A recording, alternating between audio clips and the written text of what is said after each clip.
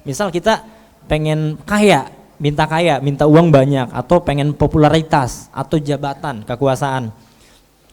Bisa kita meminta, cuman persyaratannya itu yang beragam dan kehendak si pesugihan itu tersebut. Ada yang bilang suruh ya udah kamu bangun masjid gitu. Kamu bikin pesantren, bikin yayasan, yang artinya nggak selalu tumbal nyawa. Yang diminta apakah mereka kebanyakan tuh terkait kekuasaan atau kekayaan gitu? Nah, aku tahu pelakunya dan ada pelakunya diduga sebagai pelaku, ada yang kekuasaan, ada yang kekayaan, dan yang aku banyak dengar itu balance sih antara kekayaan dan kekuasaan. Kekayaan dan kekuasaan. Iya. Nah ini menarik nih, kira-kira Politik, siapa ya? Politik. Wow, ini ada nggak sih tumbal yang lebih aneh gitu mungkin terdengar? Yang lebih aneh, oh iya satu lagi yang aku belum sebut ya, harus zina. Harus zina. Seperti zina, apa itu Bang? Mungkin boleh bersetubuh. Harus zina dan barulah bisa terwujud keinginannya. Bahkan mediatornya sendiri bilang ketika kita minta kekayaan, si uang nih katanya trek katanya.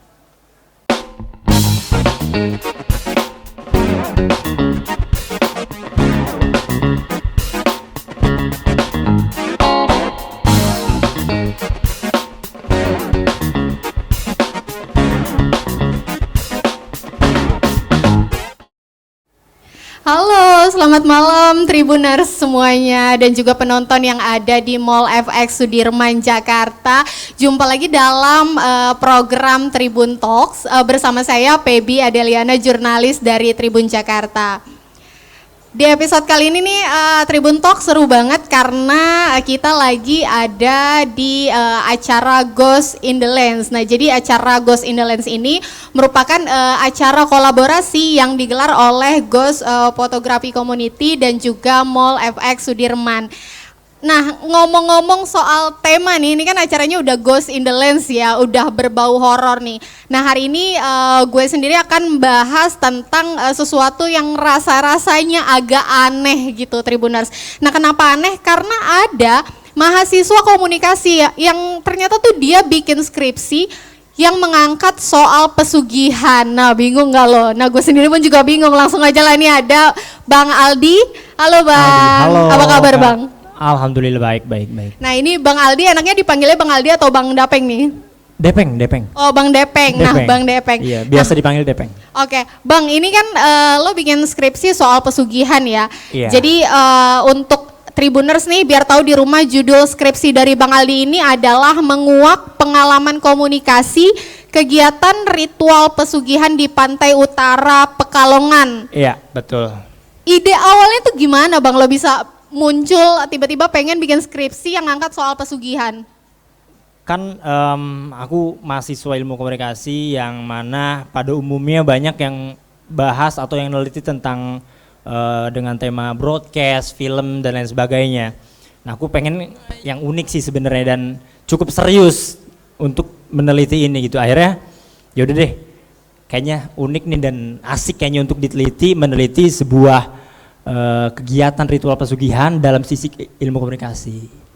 Kurang lebih gitu. Kurang lebih karena unik. Nah tapi Iya. Bang, dari sisi keunikan itu sebetulnya lo punya background gak sih? Kenapa tiba-tiba lo ingin terjun ke, ingin mendalami tentang pesugihan tadi? Apakah ada pengalaman pribadi atau mungkin punya cerita sendiri gitu? Ada. Sebetulnya karena beberapa waktu yang lalu aku juga adalah salah satu anggota Ghost Photography Community dan dipercaya menjadi ketua regional di Karawang. Pada saat itu hunting di daerah Jawa dan tahu ada informasi kalau ada pesugihan di sana, ada kegiatan ritual pesugihan di daerah Pekalongan. Hingga akhirnya unik untuk saya rasa unik untuk diteliti ya udah akhirnya diteliti. Jadi karena Ghost Photography Community sih sebetulnya. Jadi berawal dari hunting tadi ya Bang ya, Iya, dari hunting. Dari hunting foto hantu kemudian jadi rasa penasaran. Dan bikin video juga waktu itu, bikin konten gak cuman hunting foto. dan bikin konten video juga untuk di channel YouTube Ghost Photography Community. Oke, tapi kemudian saat lo mendalami soal itu gitu, kemudian apa sih yang membuat lo kemudian tiba-tiba deal nih? Ada nggak rasa takut ditentang juga oleh misalnya dosen? Karena kan judulnya unik ya gitu, di luar anti mainstream lah bisa kita bilang, soal pesugihan mahasiswa komunikasi bikin skripsi tentang pesugihan. Nah itu lo butuh proses panjang untuk mikirin itu juga nggak sih? Enggak. Tapi respon dari dosen itu beragam. Ada yang kaget, ada yang setuju-setuju aja, dan lebih dari satu dosen yang pasti yang kaget. Kenapa sih kamu ngambil skripsi dengan tema ini? Bahkan, loh emang bisa makhluk astral dijadikan karya ilmiah gitu? Akhirnya banyak pro kontra lah di sana. Dan bersyukur waktu sidang proposal pertama, alhamdulillah di ACC sama dosen yang tadinya dosen itu emang bisa, emang gimana penjelasannya? Ya udah akhirnya aku jelasin presentasi di sidang dan alhamdulillah lolos. Oke. Nah Bang, ini apa yang membuat lo bisa meyakinkan mereka nih? Karena kan ya bisa dibilang mereka nggak percaya ya lo bisa menyelesaikan skripsi dengan judul pesugihan ini. Betul. Nah apa yang membuat lo bisa akhirnya meyakinkan mereka nih? Latar belakangnya mungkin ya, karena bisa meyakinkan mereka karena ada salah satu teori di ilmu komunikasi namanya teori fenomenologi, yang dimana informan aku itu diteliti fenomena yang dialami gitu. Jadi bukan aku langsung datang ke makhluk halus yang ada di pesugihan itu. Jadi misal aku ketemu makhluk halus terus wawancara buat penelitian, punten nih buat penelitian nih, yang enggak gitu dong. Dan aku juga bukan orang yang bisa komunikasi dengan makhluk halus gitu. Pengen sih, kan aku mahasiswa ilmu komunikasi nih, pengen sih komunikasi kalau bisa. Cuman karena belum bisa, akhirnya ya udah ada narasumber yang pernah jadi mediator yang nganterin pelaku pesugihan ke Kuncen, aku bilangnya Kuncen di pesugihan sana. Dan aku meneliti dia, si mediatornya itu. Gitu. Jadi sisi fenomena dari si mediator itu yang aku teliti sebetulnya, dan ternyata dosen ini tuh ya udah akhirnya diterima gitu. Oke, artinya yang diteliti ini adalah proses komunikasi dari si mediator tadi ya. Betul. Nah ini prosesnya nih Bang, mungkin Tribuners di rumah masih agak tabu ya kalau dibilang ya. Ini lo proses pengerjaan skripsi ini butuh waktu berapa lama sih? Aku ngerjain sebetulnya dari bulan Oktober 2021 gitu. Oktober 2021, dan gimana cara untuk dapat informannya, karena dari link dari temen aku akhirnya yang yang ngasih tahu kalau ternyata ada lo nih informannya gitu. Dan bersyukur informannya sebelum aku ke Pekalongan itu emang ada di Jabodetabek, ada di Cikarang dan Depok, dan mereka semua nggak mau dipublish identitasnya, jadi aku nggak bisa sebut siapa. Bahkan juga ada yang nanya emang siapa sih mediatornya, siapa sih narasumbernya, informannya gitu, nggak bisa aku sebut karena emang dianya nggak ingin disebutkan gitu sih. Nah Bang, ini artinya narasumbernya tadi ya tidak mau disebutkan ya, tapi kira-kira apa yang membuat skripsi lo ini kemudian diyakini validasinya begitu? Maksudnya dari secara teori segala macam itu caranya lo menentukannya gimana Bang? Caranya itu tadi yang aku bilang, ada namanya teori fenomenologi yang aku ungkapkan di situ dari Alfred Scott. Akhirnya ya udah dosen juga. Ya aku juga tahu teori itu dari ajaran dosen, dan akhirnya Pak, aku ke penguji ya, dosen penguji, Pak aku pakai teori ini. Itu sih yang cukup meyakinkan. Dan kamu kenapa milih tema ini gitu? Ya udah aku bilang karena aku tadi ikut Ghost Photography Community hunting di Pulau Jawa. Akhirnya ya udah di ACC, ternyata ini gitu sih. Ada kesulitannya gitu nggak sih Bang Aldi, mungkin boleh di ada apa? Tentu yang pertama ke Pekalongan kan jauh ya, kebetulan aku kan nggak jauh dari Jakarta, akhirnya ke Pekalongan berarti ke Jawa kan, Jawa Tengah, lumayan cukup ya ada biaya dan lain sebagainya, terus juga sakral pesugihan itu dan tidak sembarangan. Bahkan katanya menurut narsum atau informan aku itu, dia bilang nggak sembarangan orang yang bisa datang ke pesugihan sana, karena si kuncen akan tahu maksud si orang yang akan datang ke sana. Lu mau pesugihan atau mau apa gitu. Jadi katanya bisa baca, walaupun misal katakanlah aku punya maksud untuk penelitian, tapi aku bilangnya mau pesugihan. Nah itu katanya bisa tahu gitu. Jadi banyak banget kendala. Wah, aku pribadi emang bener nih gitu kan. Ya udah akhirnya itulah yang jadi kesulitan gitu. Di situ sih pemberangkatan dan lain sebagainya. Oke. Nah, Bang nih sebelum kita bahas lebih jauh ya, aku pengen tahu dulu nih, kenapa memilih Pekalongan? Tadi kan dibilang jauh, butuh ongkos segala macam. Sebetulnya kalau masih di Jabodetabek atau daerah-daerah dekat sini tuh ada nggak sih praktek-praktek seperti itu? Ada, betul. Ini pertanyaan menarik. Kenapa di Pekalongan? Karena di Pekalongan ada sosok yang menjadi cerita rakyat, yang bernama Dewi Lanjar. Dewi Lanjar ini menjadi sosok Ratu Pantai Utara. Mungkin kita udah kenal dan familiar sekali ketika kita mendengar siapa Nyi Roro Kidul, yaitu Ratu Pantai Selatan. Ternyata Pantai Utara juga ada, namanya Dewi Lanjar. Dan di sana di Pekalongan yang dikenal sebagai batiknya, banyak sekali ritual yang katanya menjual batik ke alam gaib. Terus pesugihan yang aku sedang teliti ini juga ada di sana. Kenapa aku pilih Pekalongan? Karena menurut aku pesugihan yang aku tahu ini unik. Uniknya adalah persyaratan atau tumbal yang ada di pesugihan Pekalongan ini beda dari yang lain. Contoh misal kalau seandainya di daerah lain mungkin kita tahu tumbal itu paling bukan cuman ya, maksudnya tumbal itu nyawa dari keluarga atau orang yang sedarah gitu kan. Cuman di Pekalongan ini cukup beda. Itu pertama, yang tumbal nyawa juga ada. Terus suruh bikin masjid, suruh membangun masjid persyaratannya. Misal kita pengen kaya, minta uang banyak, atau pengen popularitas atau jabatan, kekuasaan. Bisa kita meminta, cuman persyaratannya itu yang beragam dan kehendak mereka, kehendak si pesugihan itu tersebut. Ada yang bilang suruh ya udah kamu bangun masjid gitu. Kamu bikin pesantren, bikin yayasan, yang artinya enggak selalu tumbal nyawa. Itu sih yang unik. Berarti dari hasil penelitian yang lo dapet nih bahwa tumbal itu tidak harus selalu nyawa. Nah itu biasanya berkaitan dengan apa Bang? Maksudnya tumbalnya kan beda-beda ya. Itu tergantung dari tujuan yang mereka inginkan atau seperti apa? Enggak tergantung dari apa yang diinginkan. Misal minta kekuasaan, nah kamu harus bangun masjid. Enggak. Jadi betul-betul murni dari kehendak si pesugihan itu.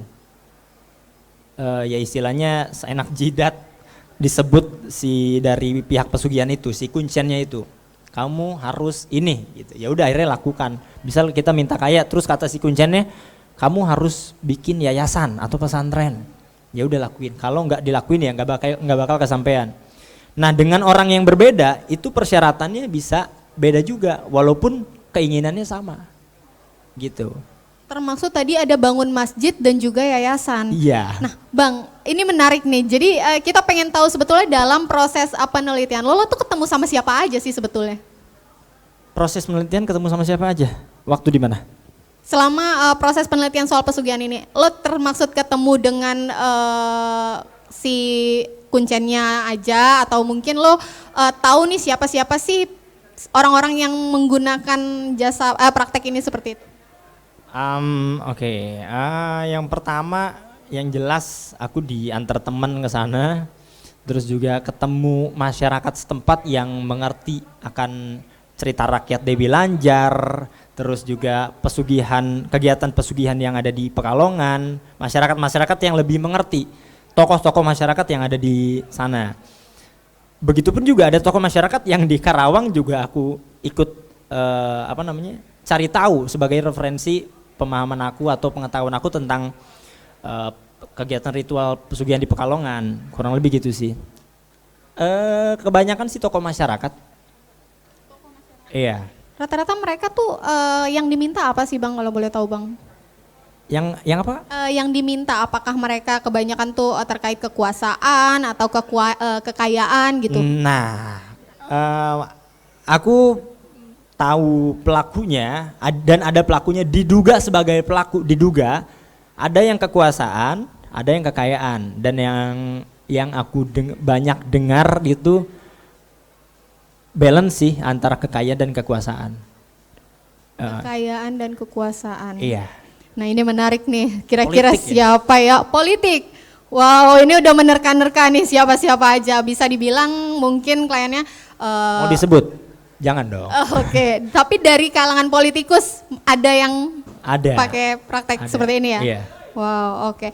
Nah Bang, ini biasanya proses mereka ini tuh pertama kali ngadunya tuh ke siapa sih Bang kalau boleh tahu? Jadi si kliennya ini apakah langsung ke kita bilang dukun lah ya, seperti itu, atau sebetulnya kemana dulu nih mereka harus proses awalnya gitu? Proses awal gimana? Proses awal penelitian? Si kliennya ini jadi tuh proses mereka mulai.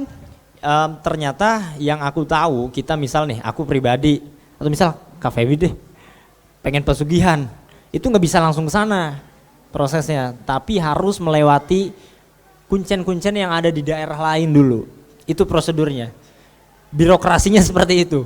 Jadi harus ke kuncen-kuncen yang ada di daerah lain gitu. Jadi harus dapat restu bilangnya sih. Yang aku tahu, yang aku dengar dari narsum aku gitu. Harus dari daerah lain setelah dapat izin, dan tidak satu daerah. Misal katakanlah daerah A, udah dari A ke B, enggak langsung ke Pekalongan.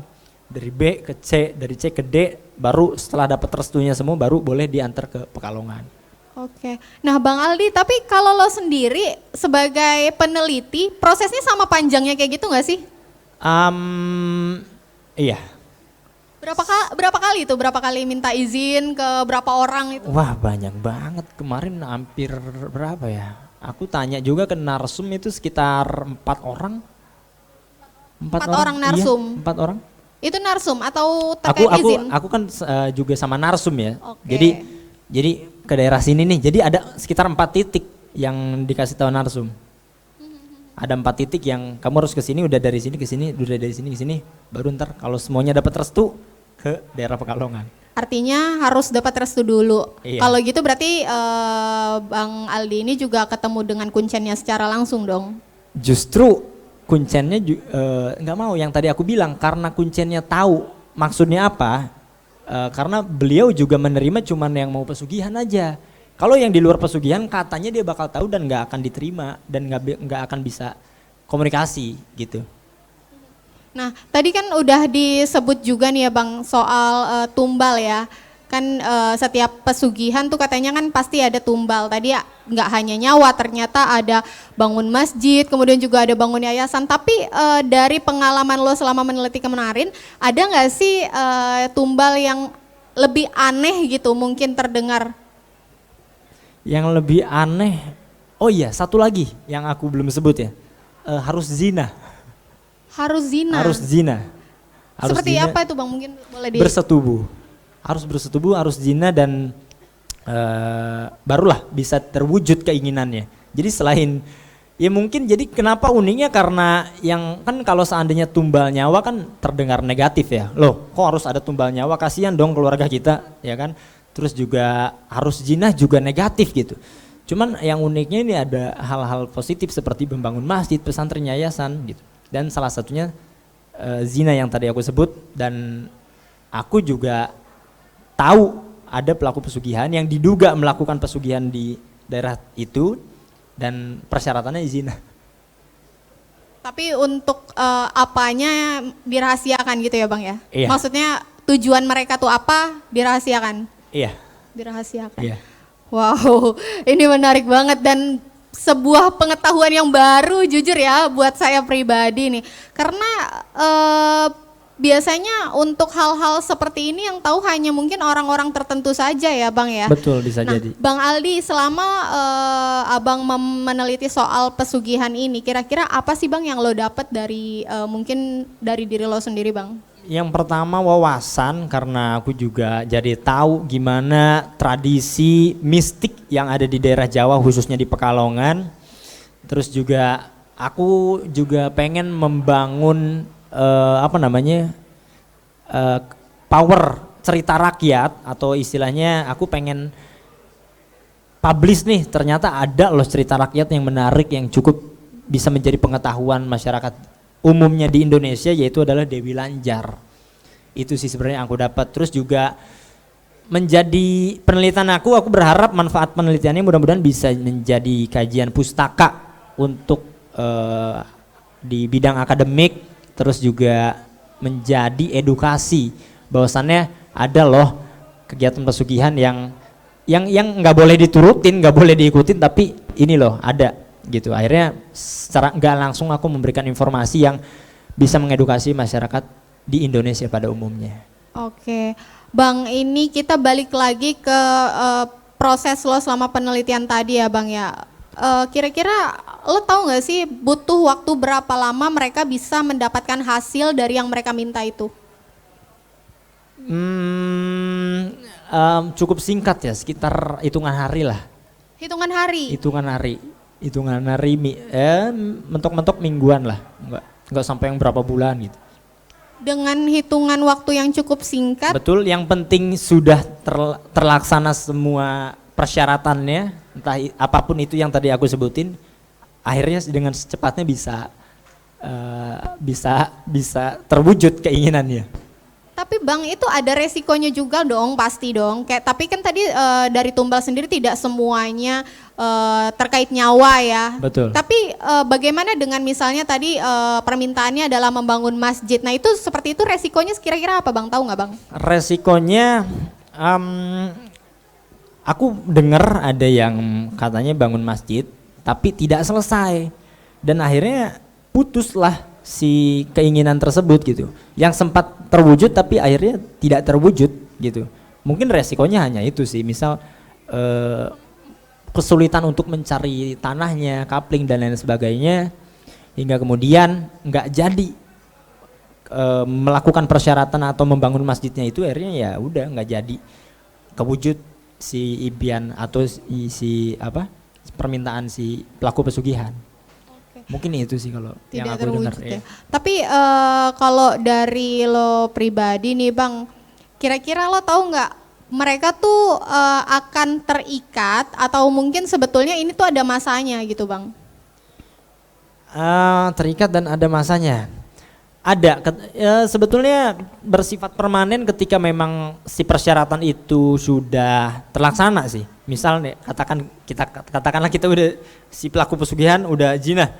Ya udah, akhirnya setelah udah zina sudah terlaksana, akhirnya ya udah terwujud dan bisa dikatakan permanen sebetulnya. Iya. Dan mungkin juga batasnya ketika memang sudah tidak dalam jalur kegiatan ritual pesugihan mungkin. Ya udah, akhirnya bisa dikatakan istilahnya kalau kita beragama, kita meyakini satu agama, ketika kita meyakini agama lain dan berpindah, artinya ya udah dong, akhirnya berputus dengan keyakinan sebelumnya. Begitupun juga pesugihan. Pesugihan kan kita menyimpan keyakinan kita pada satu objek, pada satu yang bisa dikatakan roh halus gitu kan kalau pesugihan. Artinya ketika kita sudah melanggar keyakinan atau sudah tidak yakin lagi dengan roh halus tersebut, ya sudah, akhirnya kita tidak berlaku lagi lah keberkahan yang didapat dari jin yang aku dengar. Kan pesugihan itu kita merasakan keberkahan tapi dari jin gitu kan. Kurang lebih gitu sih. Nah Bang Aldi, kalau misalnya nih Bang, lo kan tadi udah meneliti dari tahun 2021 tadi ya bisa dibilang ya. Lalu, iya. Nah dalam prosesnya ini kesulitannya selain soal teknis, ada nggak sih kayak misalnya nih gangguan-gangguan yang secara kasat mata nggak bisa dijelaskan gitu, bolehlah dibilang makhluk astral gitu segala macam, ada nggak sih gangguan-gangguan gitu Bang? Justru aku pengen, tapi enggak. aku bukan sok-sokan berani apa gimana ya. Kalau emang pengen jadinya, oh iya ternyata bener nih. Aku misal katakanlah disantet gitu. Loh ternyata bener ya. Efeknya aku kesantet gitu. Mungkin aku juga nggak sopan. Kenapa aku membahas atau meneliti pesugihan, akhirnya pihak pesugihan nggak setuju gitu. Akhirnya aku juga, oh iya ternyata aku juga ngerasain gitu. Cuman ternyata nggak ada sih sejauh ini. Nggak ada ya? Nggak ada. Nggak ada.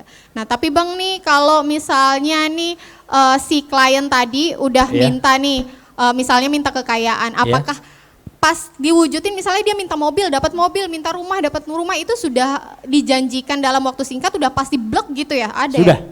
Bahkan mediatornya sendiri bilang ketika kita minta kekayaan, si uang nih katanya truk katanya. Berpeti-peti. Dan itu katanya visual dilihat langsung gitu. Jadi misal nggak kayak ya mungkin kayak misal kita ngumpet dulu, ya kan, misal si kuncinya tar dulu ya, abah ke belakang dulu misal gitu kan, ke belakang dulu terus siapa tahu ngambil duit atau apa gitu. Enggak, dan ternyata katanya secara visual truk. Tapi itu nggak hilang gitu Bang, maksudnya? Enggak hilang. Tapi yang aku dengar katanya kalau seandainya persyaratannya setengah dilakukannya dan tidak semuanya terlaksana persyaratannya, ada yang si uang nih nomor serinya ntar jadi lecek atau printannya nggak acak-acakan lah gitu. Katanya ada yang gitu. Katanya gitu. Iya. Serius. Jadi ini ya nggak hilang tapi secara fungsi bisa merusak juga ya gitu ya? Iya, jadi nomor seri kan harusnya lurus misal jadi belok gitu, yang gitu-gitu. Tapi kalau penemuan Abang selama penelitian skripsi ini ada hal-hal yang unik gak sih Bang? Hal yang unik ada dari dosen sidang. Kirain aku ketika sidang akan tegang atau seperti apa. Bahkan ada satu dosen penguji yang harusnya nguji aku, hei kamu ini gimana? Kenapa bisa meneliti ini? Ini enggak, malah ngebantuin. Aku punya orang kejawen katanya mau minta nomornya enggak. Gitu. Biar memudahkan skripsi aku ke sana katanya gitu. Itu sih. Loh, kok jadi enak gitu saya gitu. Gitulah. Dibantuin sama dosen penguji. Justru proses penolakannya tadi adanya di awal ya waktu pengajuan. Di awal, iya. Waktu pengajuan. Nah ini menarik nih Bang, ketika Abang tiba-tiba dapat bantuan, proses perjalanannya sendiri gimana nih Bang menuju akhirnya bisa nyampe di Pekalongan, kemudian dapat semua informasinya segala macam? Sempet nggak jadi. Sempet nggak jadi karena bentrok dengan kegiatan ghost fotografi yang lain. Sempet nggak jadi. Ayo naik bus sekian nih. Ya pokoknya sempet nggak jadi itu sih sebenarnya. Ya akhirnya alhamdulillah aku dapat dokumentasinya yang bisa diloloskan sama dosen penguji seperti itu. Nah Bang Aldi nih Tribuners di rumah mungkin pengen tahu nih ya Bang ya, di balik judul skripsi yang anti mainstream, sebetulnya Bang Aldi tuh punya background mungkin indigo kah atau hanya sekedar tadi menarik karena unik aja gitu? Oh enggak.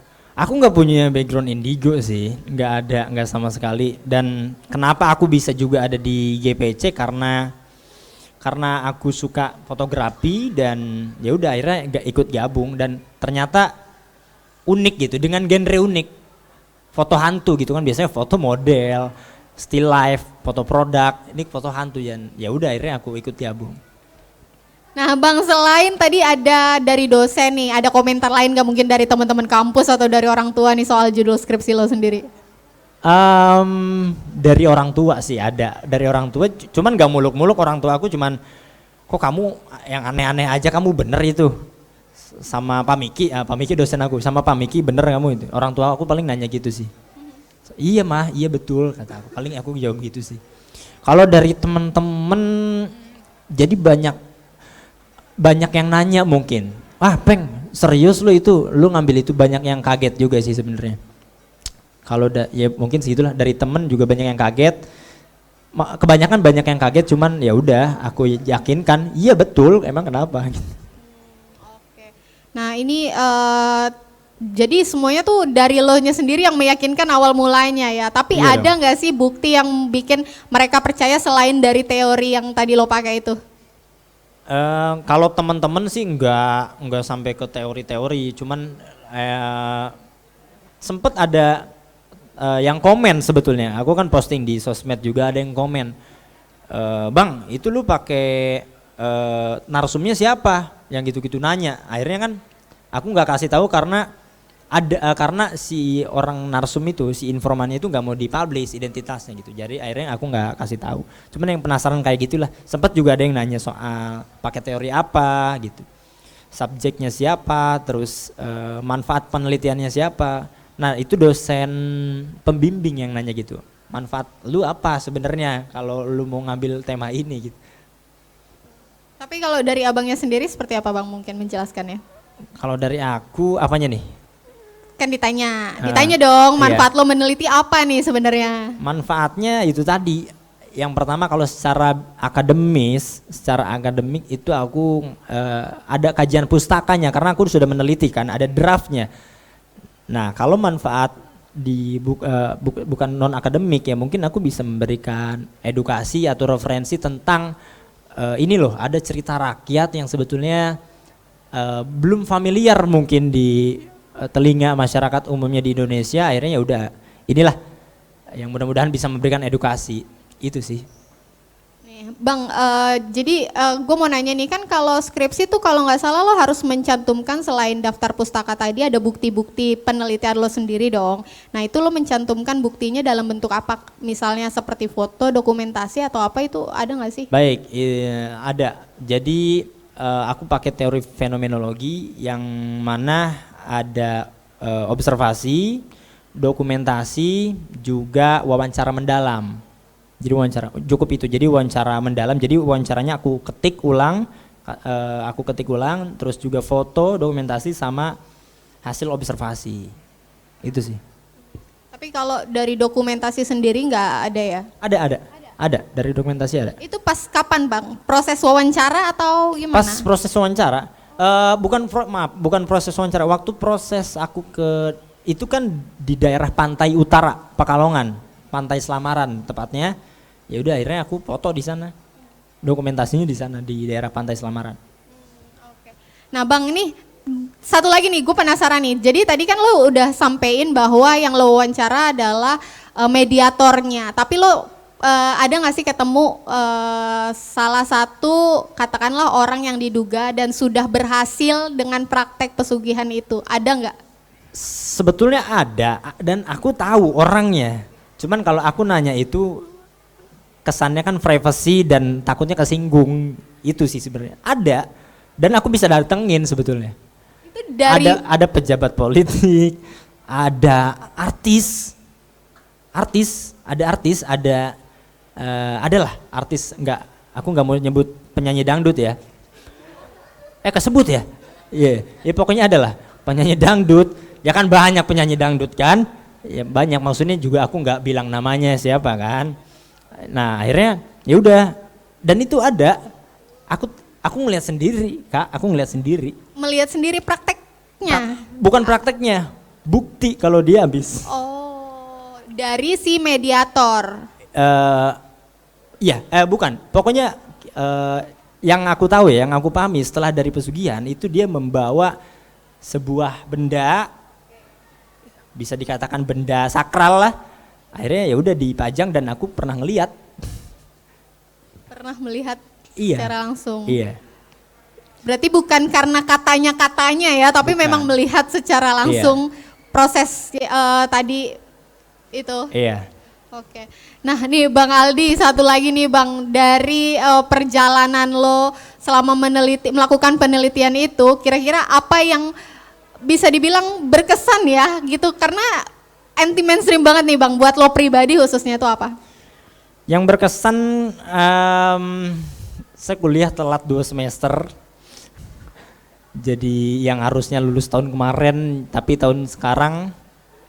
Dan ya udah akhirnya itu yang berkesan karena aku sibuk meneliti dan juga respon-respon dari dosen yang tadinya kontra cuman sekarang jadi mendukung gitu.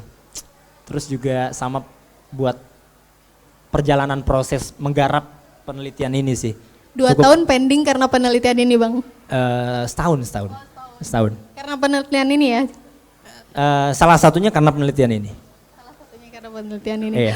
Oke Bang Aldi ini menarik banget tapi sayang banget nih kita punya durasi jadi kita harus sudahin dulu obrolan kita kali ini. Aduh, jangan dong perpanjangan. Nah nih Bang Aldi kalau misalnya Tribuners pengen cari tahu nih mungkin tentang Bang Aldi kan aktif di dunia fotografi hantu juga ya. Mereka Betul. bisa kepoin kemana nih Bang? gpc.id. Nih, ada.